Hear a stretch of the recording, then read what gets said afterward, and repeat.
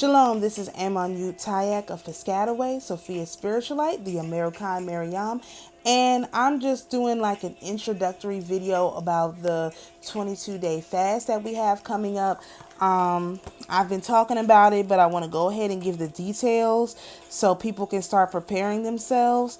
Of course, you don't have to participate. This is just, this is what we do. This is how we respond to things that we see are going on. This fast specifically is to mourn the loss of our enemies. So last year we did a 22-day fast. It was to mourn the loss of the 2/3. This one is to mourn the loss of our enemies. This is kind of like an Esther fast. If you have this book right here, you can review Fasting for Spiritual Breakthrough. You can review the points, the tenets in the Esther fast. If you remember, just as a short version, Esther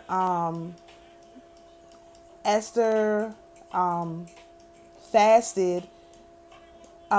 She had everybody fast for 3 days before she went in and approached the king, because the king had not called for her, and she wasn't supposed to go and approach him unless he approached her, and it was really a little bit terrifying. And so she had everybody fast so that this thing would be successful. So that is the energy that we are taking on for this fast. We're fasting so that the removal of our enemies could be successful. Of course, the enemies do not have to die. See, Haman did not have to die.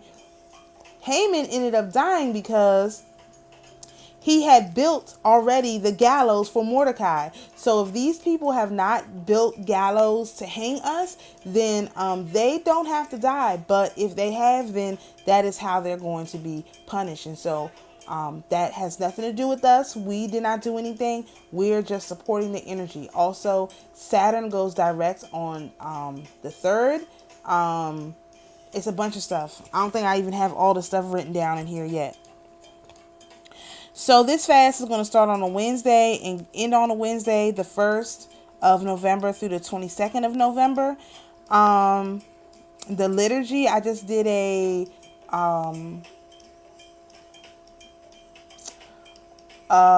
video with the prayer of Esther and the prayer of Judith. Those two are going to be added to my liturgy, and it's going to be kind of long because those prayers are very long. And I also did added in the hymn to the Thaumaterga, which we did during our last 40-day fast.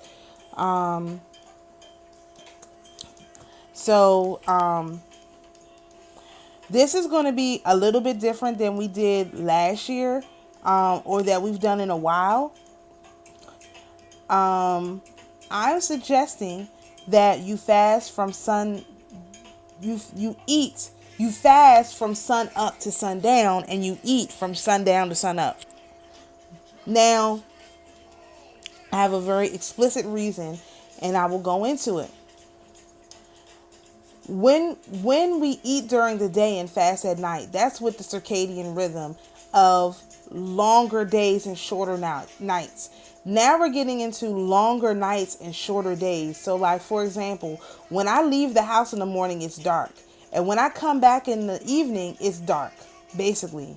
Not always, but pretty close to it.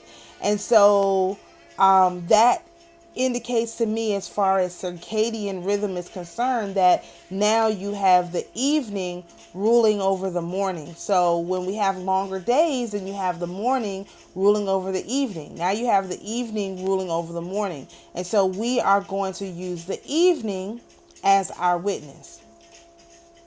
The evening and the night as our witness, as opposed to using the morning and the day as our witness, if that makes any sense to anyone. Okay. There's 3 different patron saints that I have pulled up for this. 2 are Cosmos and Damien, who I've discussed several times now on my Ortho Sister channel. And we'll do a whole separate video on them. And then we also have Saint Cyprian, who I've also discussed a little bit on this channel. And Saint Cyprian, well, first of all, Saint Cosmos and Saint Damien, they're the saints for November the 1st. for All Saints Day. And that is, we're starting our fast on All Saints Day. So these two particular saints, they were healers. And what they did is they would go around healing people, and they would not charge any money. They would take no compensation at all for their work. They would just heal people. And so they called them silverless because they didn't have any money. From healing. Okay. We don't know if they had money from somewhere else. They always try to make it seem like people didn't have money from other places. So I'm not going to get into that right now. So, and Saint Cyprian is the one who was a master magician. He was like hobnobbing it up with Satan and everything. And he tried to cast a love spell onto Saint Justina, who for some local scumbag in the community.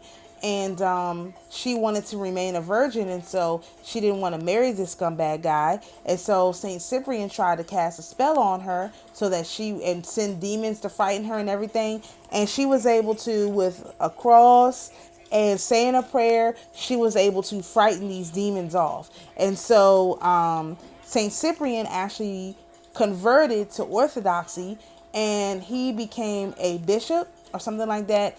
And he actually wrote some of the exorcism prayers that are in the priest's prayer book. And he also has a grimoire that's associated with him. And we'll probably talk about that later during the fast. So those two are the major patron saints. The archangel that has come to us is Metatron. One of the reasons is it is my belief that Metatron is the daughter. You have Michael, which is obviously the son, Melchizedek, and you have Metatron or Uriel or Thoth or whoever. That's the daughter, because Metatron stands behind the throne. So if you're thinking about the day and the night and the evening and the morning, who stands before the throne? That would be the morning, right? The morning, which is the sun, stands before the day, which is the Father. Then right behind the Father is the evening, which is Metatron. Then you have the mother, who is night. So you have morning, day, evening, and night. Okay? And so Metatron is the evening, stands behind the throne. Very specific about that. Metatron is also affiliated with Mercury, and like I mentioned, this fast starts on a Wednesday and ends on a Wednesday, which is amazing and not completely unplanned. I announced the dates for this before I had all this information. So this is obviously the way the Spirit wants it to be done. We also have an indigenous person. I don't know what you call them.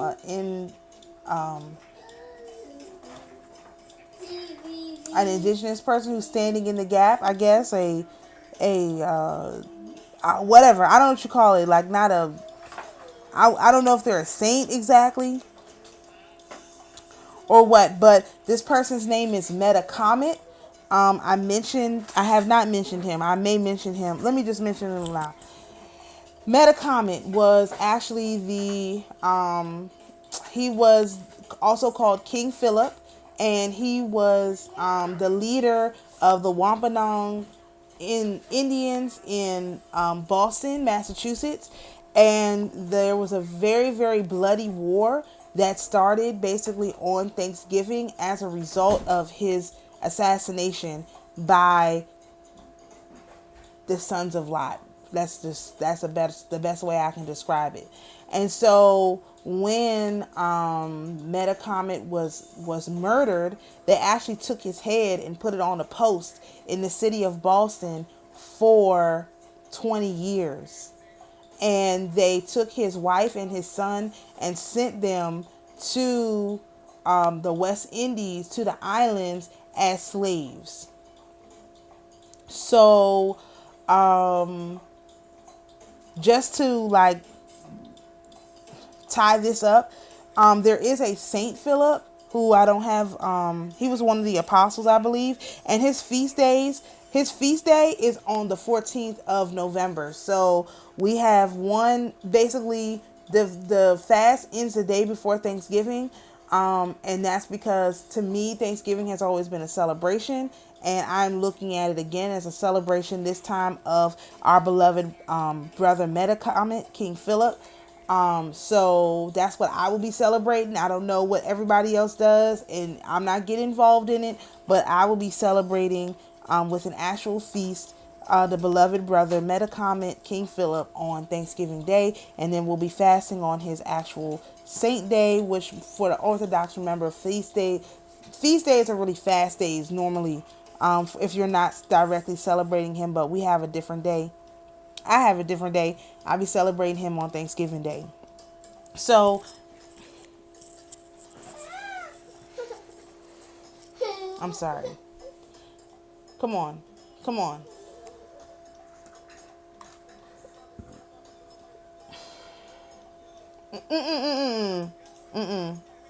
So that's the baseline of this fast. I have more information to come, but I'm not taking away any other food. I'm just going to eat between sundown and sun up. Um, unlike, excuse me, you're not going to be able to see yourself, sir. I'm going to fast from sun up to sundown.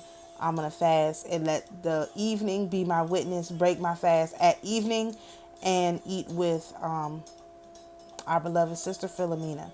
And I'm also going to be doing probably 2 prayers a day during the time when it's light outside, one in the 6 to 12 hour, and then one in the 12. That's like the first watch, and then one in the second watch or something. I can't remember exactly.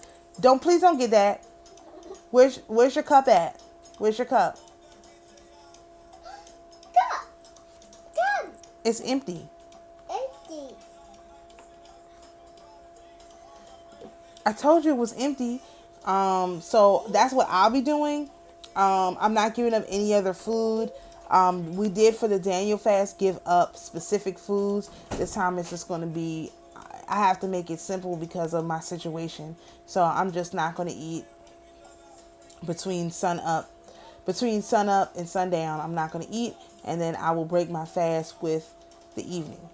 And so, like I said, I'll have another video where I'll go into more detail, but I like to, this stuff usually comes out in chunks, so I'm go ahead and put it out there. Remember, this is mourning the loss of our enemies. We take this very seriously. It's going to be a lot of people who have to be removed, and we do not want to be seen as celebrating loss of life, because loss of life is horrible on any side. It's totally unnecessary.